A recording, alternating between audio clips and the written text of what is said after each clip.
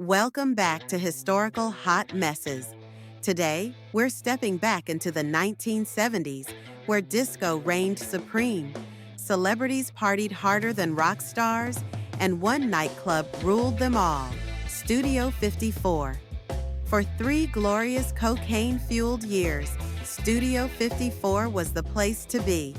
It wasn't just a nightclub, it was a lawless playground for the rich and famous, where the only rule was, be fabulous or be gone. Want to see Mick Jagger dancing next to a guy in a gorilla suit? Done. How about Liza Minnelli making out with a drag queen dressed as the Pope? That happened. But like all great parties, this one got too wild for its own good. When you're literally hiding cash in the ceiling and bragging about making more money than the mafia, well, let's just say the IRS RSVP'd real quick. So grab your roller skates, your sequined jumpsuit, and your best excuse for sneaking past security, because we're crashing Studio 54, the hottest nightclub ever. Until it wasn't.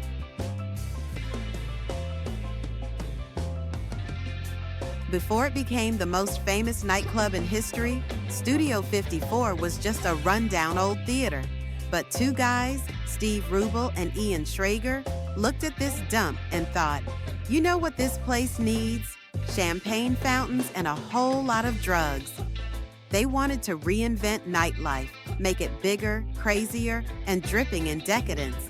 And when Studio 54 opened its doors in April 1977, it wasn't just a nightclub.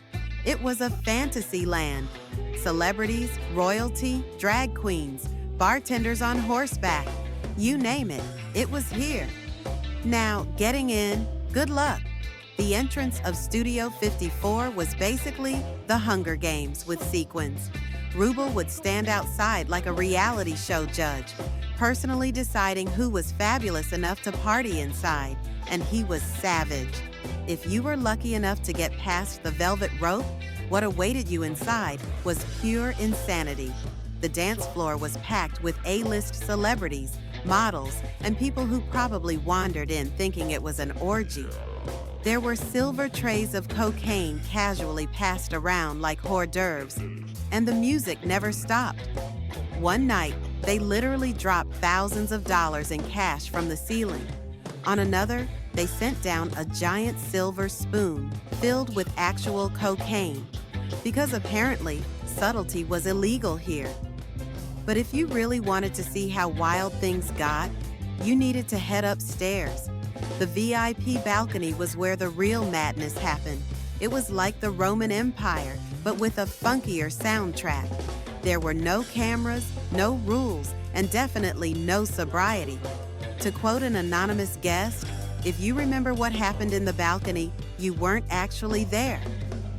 But here's the thing about running an empire fueled by cash. Eventually, someone is going to start asking questions. Rubel, however, did not believe in being discreet. He once told reporters, only the mafia makes more money than Studio 54. This, not a great thing to say out loud. In December 1978, federal agents raided the club and found $2.5 million in unreported cash hidden in the ceiling, in trash bags, and probably inside the DJ booth. Turns out, Rubel and Schrager had been skimming millions off the books. In 1979, Rubel and Schrager were charged with tax evasion and sentenced to 3.5 years in prison, which honestly was shockingly lenient considering they had stolen millions. But the party was over.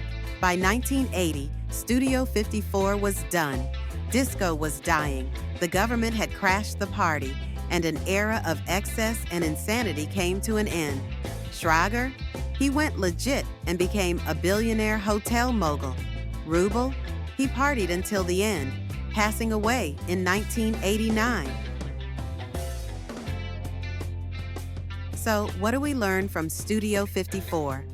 1. Bragging about making more money than the mafia is a bad move. 2. Some parties are too wild to last. And 3. If a nightclub's decor includes a moon sculpture snorting cocaine, maybe go home. Thanks for watching Historical Hot Messes. Don't forget to like, subscribe, and hit the bell for more scandalous disasters from history. See you next time.